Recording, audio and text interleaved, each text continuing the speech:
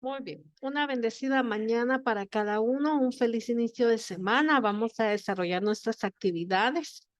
Les deseo que en esta semana, ¿verdad? Dios permita aún más su Espíritu Santo y sabiduría en cada uno de ustedes para que nos haga personas de bien. Estamos ya a mediados de un ciclo escolar en la cual pues ya ustedes, gracias a Dios, ¿verdad? Empezarán ya a discernir qué carrera van a ustedes optar y ya el próximo año, ¿verdad? Entonces, pues vamos a trabajar en el desarrollo de de las actividades programadas para esta semana con el fin de seguir formándolos y haciendo personas de éxito. Sean todos bienvenidos. Tenemos entonces en las clases anteriores, hablamos un poquito, ¿verdad?, de cómo se desarrollaron ciertas actividades, llamémoslo así, ¿verdad?, de independencia, de cómo van a surgir. Yo les mencionaba mucho acerca del proceso de independencia de cada país, de cada sociedad, pues siempre ha sido, ¿verdad? Por la lucha la lucha de recurso económico en cuanto a tierras, en cuanto a recursos, en cuanto a situaciones que pueden ser aprovechadas, ¿verdad? Y explotadas. Y un claro ejemplo en comparación actual, ¿verdad? Es la lucha y la pugna que existe entre Ucrania y Rusia, ¿verdad? Esa es una guerra actual que nosotros podemos poder observar y lamentable, ¿verdad? De poder entender que es por una tierra, ¿verdad? Específicamente, y nosotros sabemos que esa lucha es por el petróleo como tal. Bueno, con ello nosotros hacemos relevancia e ilustración, ¿verdad? De por qué en años anteriores pues ha existido este tipo, ¿verdad? De pugnas. En este caso, cuando nosotros hablamos en clases anteriores de la independencia de Centroamérica, es de todos los países que en algún momento, ¿verdad?, fueron sometidos por los españoles y otros, claro está, ¿verdad?, otros países, pues, por los europeos. Vamos a entender que la sociedad en forma generalizada siempre busca apoderarse, ¿verdad? De recursos económicos, de recursos hídricos, recursos que les sirvan, minerales para poderlos explotar y comercializar. En aquel entonces, haciendo una pequeña reseña, ¿verdad? Vamos a recordar que los españoles en su momento, pues surgieron, ¿verdad? Con las expediciones de Cristóbal Colón que prometió, ¿verdad?, a los reyes de España poder encontrar pues nuevos lugares de comercialización. Y eso también pues tenía una doble intención, ¿verdad? Lógicamente buscar nuevos lugares de comercialización, pero también apoderarse, ¿verdad?, de nuevas tierras, tierras que en un momento determinado pues ya estaban habitadas.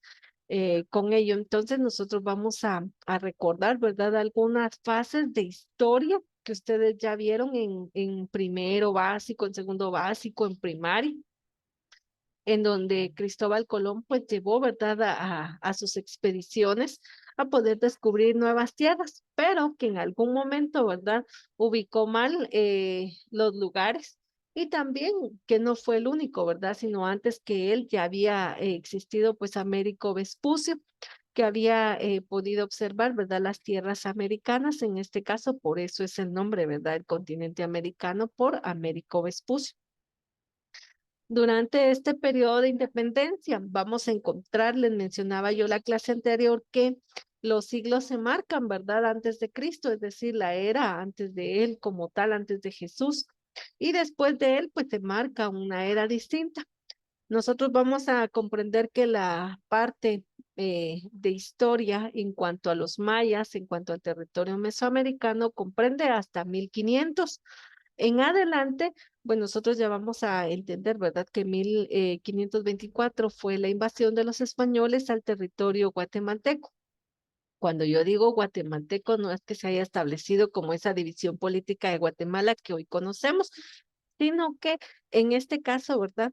El primero fue en 1821 a México con Hernán Cortés, después en 1824, ¿verdad? Con este don Pedro de Alvarado en este otro territorio más bajo. Entonces así es como va, ¿verdad? Esa sucesión de lo que fue en un momento determinado la invasión de los españoles.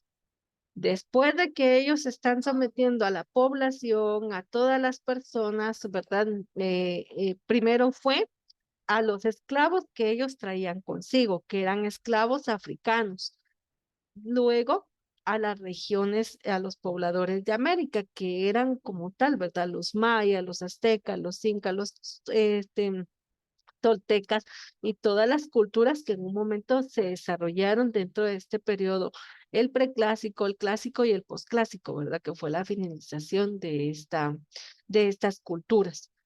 El sometimiento que se tuvo a los mayas como esclavos para poder tributar a España y se apoderaron como tal de las tierras en América. Para aquellas fechas entonces nosotros habíamos mencionado en las clases anteriores que en 1821, ¿verdad? Se da la independencia de México, pero aquí ya cambió la fecha. Dijimos al inicio, ¿verdad? En 1500, ya en 1800 cambia rotundamente, ¿verdad? Esas fechas como tal. Y entonces, ya cansadas las personas, ¿verdad? Ciertos indígenas, también cansados, ¿verdad? Los hijos de los españoles nacidos en este territorio centroamericano, llamados los criollos, pues ya se habían aburrido, ¿verdad? De estar bajo ese sometimiento que se tenía dentro de ellos y estar, que todo lo que se generara, ¿verdad? Como recurso económico fuera tributado a España, es decir, que todo lo que se cultivara era enviado allá, todo lo que se ganaba era enviado allá. Entonces ellos ya molestos, ¿verdad? Crean grupos para poder generar pues una, llamémoslo así, una revolución, ¿verdad? Poderse independizar de estos grupos que manejaban los países en aquel entonces. Con ello, entonces, nosotros hablábamos de la conformación de repúblicas, y cuando nosotros hablamos de la conformación de repúblicas es cuando ya instauramos, ¿verdad? Entonces, ya no un territorio mesoamericano, sino ya la división política de cada país. Entonces, establecemos esa división entre lo que es el país de Guatemala, el país de El Salvador, el país de Honduras, Nicaragua, Costa Rica, Panamá, ¿verdad? Cada uno de ellos ya con un gobierno establecido y ya empieza a preservar una cultura democrática en donde ya son nombrados los gobernantes como presidentes o elegidos como tal. Si bien es cierto, pues vamos a encontrar a grupos, les decía la clase anterior, ¿verdad? Conservadores y a grupos liberales. Los grupos conservadores son todos aquellos que quieren mantener, ¿verdad? Esa hegemonía, que quieren mantener, ¿verdad? En un momento determinado el poder y que no haya ningún cambio ni nada por el estilo. Pero en algún momento vamos a encontrar que otro grupo que está en desacuerdo, pues vamos a llamarle liberales. Con esta parte de los libertadores, de los liberales, encontramos a un personaje muy importante. Y yo les decía que está el señor Justo Rufino Barrios. Aquí en Quetzaltenango, tal vez usted, para los que son de Quetzaltenango, pues han observado un monumento a Justo Rufino Barrios que está en la 12 Avenida, en un pequeño parque que se encuentra ubicada una escuela de enfermería. Entonces, acá, ¿verdad? A pocos pasos también del Instituto Normal para Varones de Occidente, ahí se encuentra un monumento a él. Otro monumento a Justo Rufino Barrios se encuentra en el Parque Central de Quetzaltenango, frente al frontispicio de lo que es la municipalidad como tal. ¿Por qué vamos a mencionar o hago referencia a él? Porque en un momento determinado vamos a encontrar que este personaje en su momento fue presidente de Guatemala y que en los periodos que él estuvo existieron grandes cambios. Con él se produce lo que es el Código Civil, el Código Penal, el Código de Comercio. Y también surge lo que es, en un momento determinado, el Instituto Guatemalteco de Seguridad Social. Cuando nosotros hablamos de la reforma liberal, a él le llaman el reformador, porque en algún momento, pues, como es un liberal, quita todo el grupo élite conservador que tenía el poder, que tenía los recursos, que bajo su poder, bajo su dominio, y expropia algunas tierras. Y en esta expropiación se explica o se da que le quitan las tierras a las personas que tienen mucho y que no las están usando, que no tienen ninguna utilidad Entonces se las van a expropiar para dársela a las personas que realmente iban a trabajar.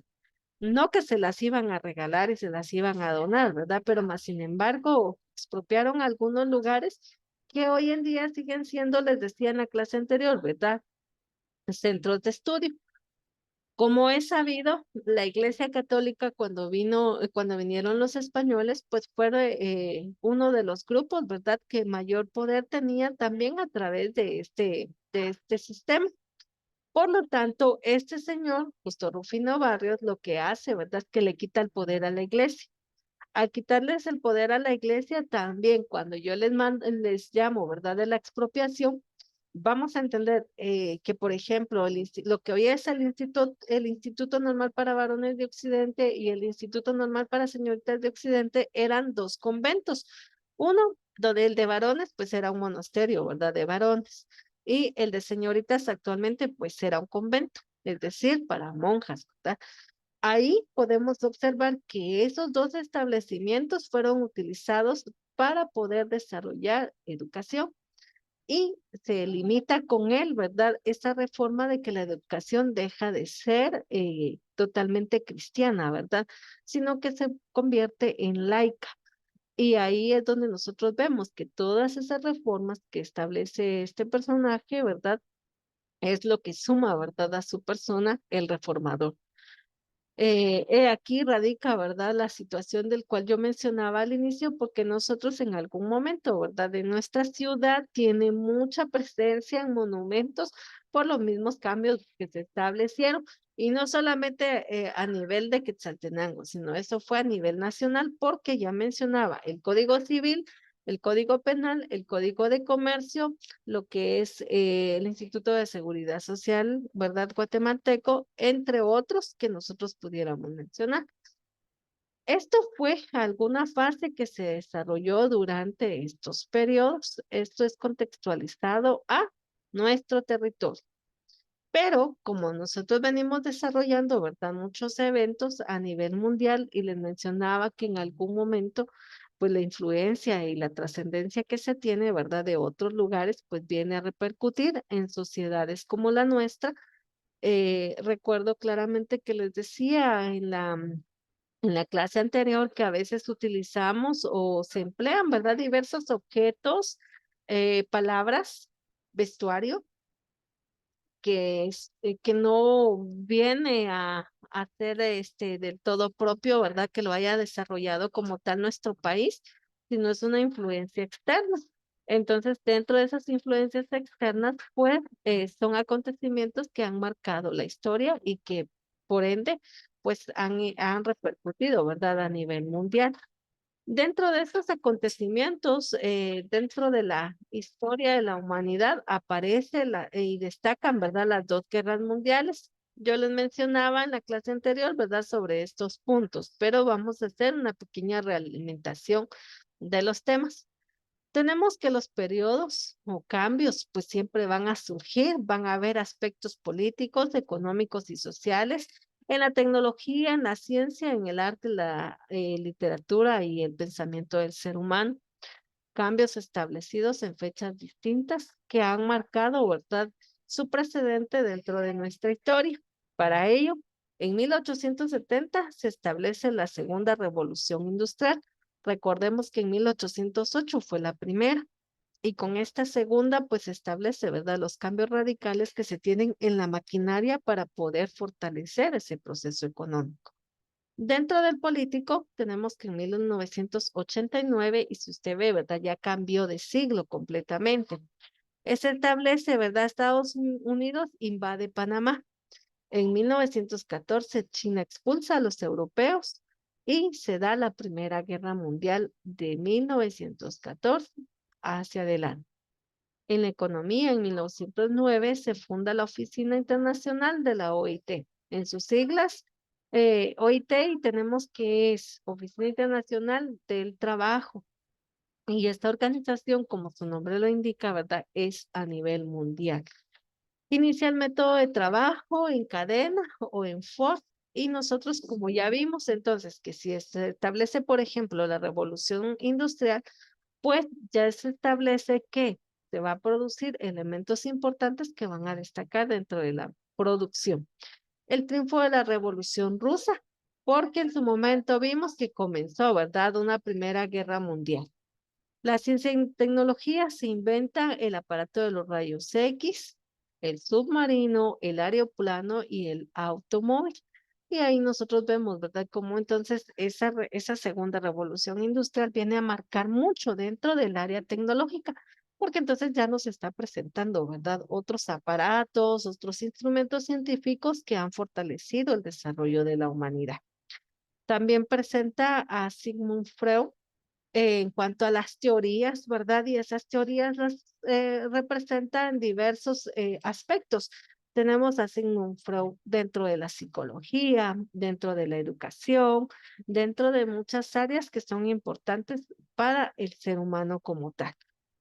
También tenemos, se publica la teoría de la relatividad, se abre el canal de Panamá, y con la apertura de este canal de Panamá, pues favorece también, ¿verdad?, a gran escala, porque entonces empieza ya a transportar en mejor forma, ¿verdad?, lo que es productos para comercializar. En 1901 a 1914, dentro del arte y la literatura, se expresan otros elementos. Tenemos la primera exposición de Picasso, y nosotros sabemos que Pablo Picasso, pues, tiene mucha trayectoria, ¿verdad? Pero dice primera exposición. En 1905 se impulsa el cubismo, y el cubismo no es más, ¿verdad?, que hablar de las líneas, en este caso, y hablar del cubo, ¿verdad?, como tal.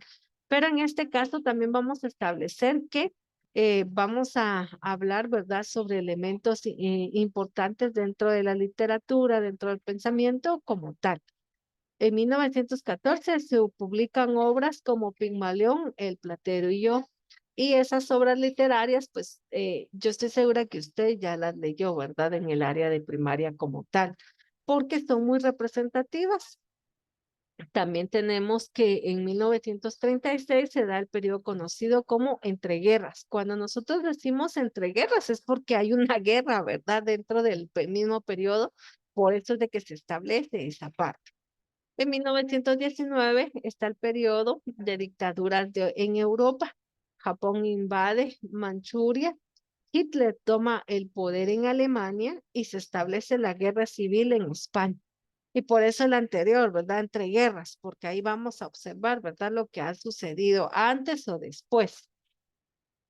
Se crea la Sociedad de Naciones, la teoría económica de Keynes, ¿verdad? Y la teoría económica de Keynes, que es el capitalismo, que hasta hoy en día, ¿verdad?, resuena esa teoría como tal, que es la mayor ponderancia en elemento, ¿verdad?, del desarrollo económico. También hablamos sobre una depresión económica. Cuando hablamos de una depresión económica, vamos a entender que es la baja, ¿verdad?, de la economía como tal, pero en este caso vamos a darle importancia porque estábamos hablando en algún momento, ¿verdad?, que existen guerras y que por lo tanto, cuando existe guerra, ¿verdad?, siempre va a haber una recesión en este aspecto. La crisis económica en Estados Unidos y Europa. Hablamos del descubrimiento sobre la desintegración del átomo, y usted sabe o conoce, ¿verdad?, como tal cual es de qué elementos estamos hablando, ¿verdad? De cómo se divide en este caso el átomo. Para 1919 tenemos el descubrimiento, también se inventa la penicilina. Y usted sabe que hoy en día, ¿verdad?, ese recurso, ese elemento es indispensable, que ha salvado vidas. Nosotros nos enfermamos, ¿verdad? Nos enfermamos ya de una forma no viral, sino infecciosa como tal. Entonces necesitamos, ¿verdad?, de un componente de la penicilina para podernos sanar. Y la fusión nuevamente, ¿verdad?, del átomo en todas las manifestaciones, el desarrollo que se presenta del mismo. Tenemos en 1924 la manifestación surrealista. Cuando hablamos de algo surreal, es que la mitad, ¿verdad?, real, y la otra mitad es imaginación. Dentro del arte también aparece ya García Loarca, publica el romance gitano, el Satre publica el La náusea. Para 1939, les decía, ¿verdad? Cómo cambiamos nosotros rápidamente de siglo, aparece la Segunda Guerra Mundial, por eso aquel tema de entreguerras. La Segunda Guerra Mundial, el lanzamiento de la primera bomba atómica, y esto fue un hecho muy trascendental y feo, ¿verdad? Porque usted sabe que una bomba atómica pues se radica a una gran extensión de tierra, no estamos hablando, ¿verdad? Que va a matar a 100, sino son miles de personas a las que puede alcanzar, ¿verdad? La muerte. Se funda la Organización de los Estados Unidos Americanos y también la ONU, porque en algún momento vamos a entender que esta guerra pues afecta a nivel mundial y por lo tanto ya se viene a degradar a la persona, ¿verdad? Y entonces se pierde mucho lo que son los derechos humanos. Por eso esta guerra, perdón, por eso la Organización de las Naciones Unidas busca garantizar, ¿verdad?, a los derechos humanos en todas las personas, en todas las poblaciones. Se utiliza, dice, la primera calculadora electrónica y se conocen los transistores. Miren, ¿desde qué fecha? 1944, ¿verdad? Ya se establecen nuevos elementos. Gracias a esa parte de la calculadora, ¿verdad? Nosotros hacemos nuestros cálculos rápidos. Yo le mencionaba a otro grupo en un momento determinado. Recordemos cuál fue nuestra primera calculadora y todo el mundo, ¿verdad? Acertaba diciendo que era un abaco, ¿verdad? El abaco, usted sabía que contaba las unidades y sumaba, ¿verdad? Restaba. Esa fue nuestra primera calculadora. Y por último surge el neorrealismo, ¿verdad? Una fase inicial del realismo, como lo hablamos anteriormente, el surrealismo, ¿verdad? Ahora el neorrealismo, y con ello, es cómo se presentan algunos datos importantes. Les decía anterior que tenían que copiar, ¿verdad? Literalmente ese cuadrito. Avanzando en los antecedentes de la Primera Guerra Mundial, encontramos que Europa experimentó un largo periodo de bonanza. Cuando nosotros establecemos, ¿verdad? Esa parte de bonanza es que estuvo en su máximo esplendor, desarrollaron, ¿verdad? Todas las cosas que ellos pudieron explotar, pero en algún momento, como estamos hablando, ¿verdad? Cómo surgen esos antecedentes de la Primera Guerra Mundial, vamos a encontrar que aquellos que fueron menos favorecidos empiezan a buscar, ¿verdad? Otros elementos. De aquella forma, en que pudieran acceder al poder. Yo lo mencioné anteriormente, les decía que Alemania, ¿verdad?, convirtió en un país más poderoso de Europa. Subió al poder el Kaiser, yo les decía Guillermo II, ¿verdad? Y les mencioné hasta cómo hacían, ¿verdad? Un saludo, ¿verdad? Que les hacían, levantaban la mano y luego se tocaban el pecho, ¿verdad? Súbditos del ejército como tal a estos personajes. Además, deseaban extender sus dominios, dice, hacia el este, entre los planes que estaba la construcción del ferrocarril desde Berlín hasta Bagdad. Rusia, en sus intentos de expandirse, ¿verdad? Buscaba el dominio del Bósforo, el Dardanelos y lo que son los Balcanes. Y aparece otro personaje importante, el zar Nicolás. Yo les explicaba que el término de zar es un título, ¿verdad? Nosotros hablamos del rey de Francia, el príncipe de Mónaco, hablamos, por ejemplo, ¿verdad? De los faraones en algún momento, hablamos sobre caciques, hablamos sobre castas. Entonces, cuando hablamos nosotros del zar es como hablar, ¿verdad? Del dirigente representativo, el idóneo, ¿verdad? Para estar en el puesto. También hablamos sobre cómo en algún momento, ¿verdad? Ya se empiezan a manifestar ciertos grupos unificados en rebeliones a otros como tal. Y mencionamos en algún momento que también ya aparece dentro del arte el impresionismo. Yo les hacía mención que el impresionismo es lo que yo veo ahorita, ¿verdad? En el instante, es lo que yo puedo captar y por lo tanto, ¿verdad? Lo transcribo, lo desarrollo a través de una pintura, a través de un escrito, dependiendo qué tipo de arte, ¿verdad? Se establece como tal. Con ello, entonces avanzamos a la Primera Guerra Mundial. Lo que estoy haciendo solo es una recapitulación de temas que vimos en clase anterior para poder comprender y recordar la línea, ¿verdad?, de desarrollo que venimos trabajando. la Primera Guerra Mundial como consecuencia, dice, de las propuestas y dirección de la política de Habsburgo, es decir, los serbios decidieron asesinar al archiduque. Y se recuerdan que hablamos entonces en la clase anterior de cómo se presentó, ¿verdad? Que en algún momento querían confabular, querían desarrollar, ¿verdad? Aquel triuno que se quería formar, es decir, los tres, ¿verdad? Los dos hermanos y el primo para poder gobernar. Pero se cancela porque asesinan al archiduque y por lo tanto no avanza, ¿verdad? Al trono, no asciende. El asesino fue el estudiante serbio Gavrilo Princip y atentado, ¿verdad? Se planeó en Belgrado. Los conspiradores constataron que Princip formaba parte de una sociedad secreta denominada la Mano Negra y en algún momento les mencionaba, ¿verdad? Cómo esos términos vienen a relucir hoy en día. Hoy en día nosotros decimos, "Ay, es que hay mano negra, ¿verdad? Es decir, hay algo turbio, algo que no casa. O han cambiado, ¿verdad? El término dice, es que hay gato encerrado definitivamente, ¿verdad? Entonces ahí podemos observar cómo se desarrollan cada uno de estos elementos dentro de la historia. Miren, desde qué fechas, ¿verdad? 1900 empezamos con esas actividades. Asimismo, al 25 de ese mismo mes, en Austria emitió una orden de movilizar sus tropas hacia Serbia y ahí se declara entonces como tal la guerra.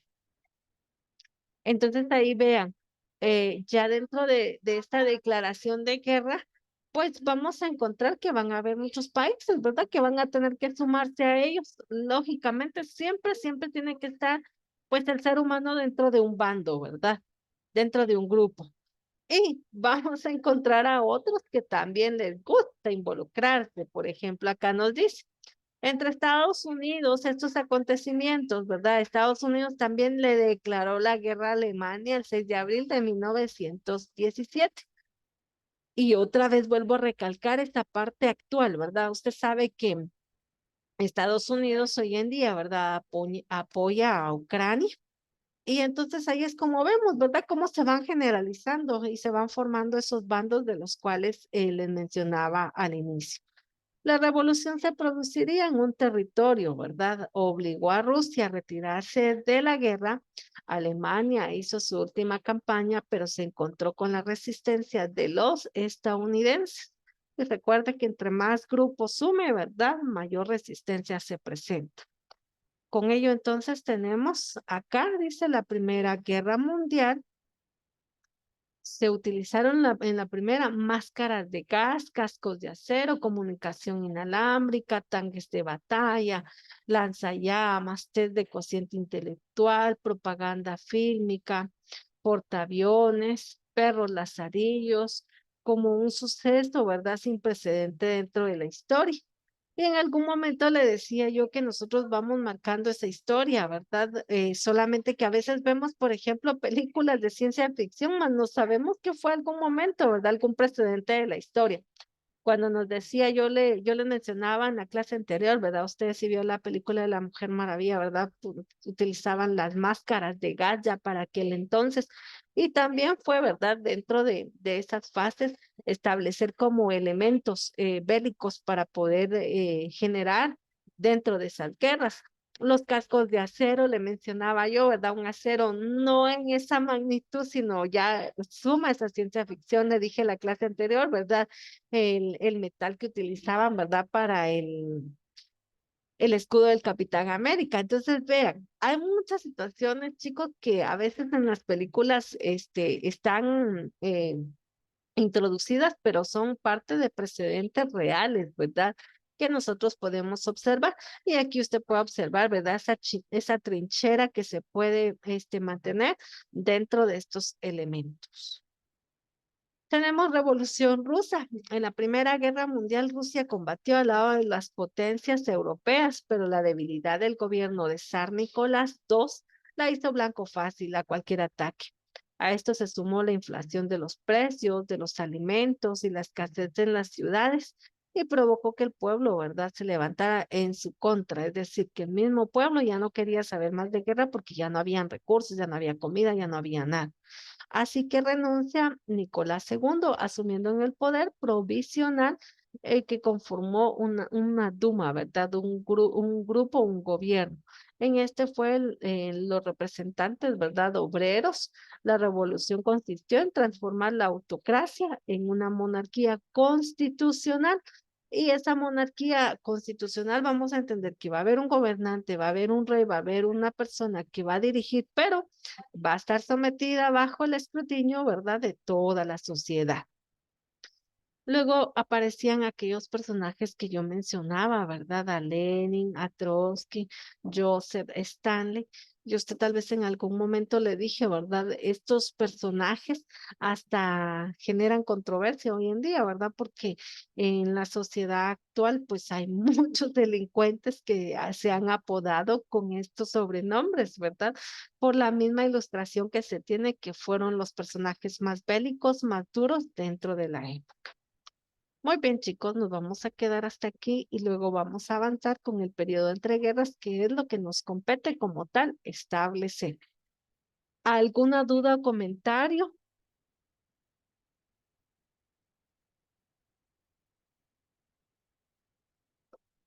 No, Miss, todo claro.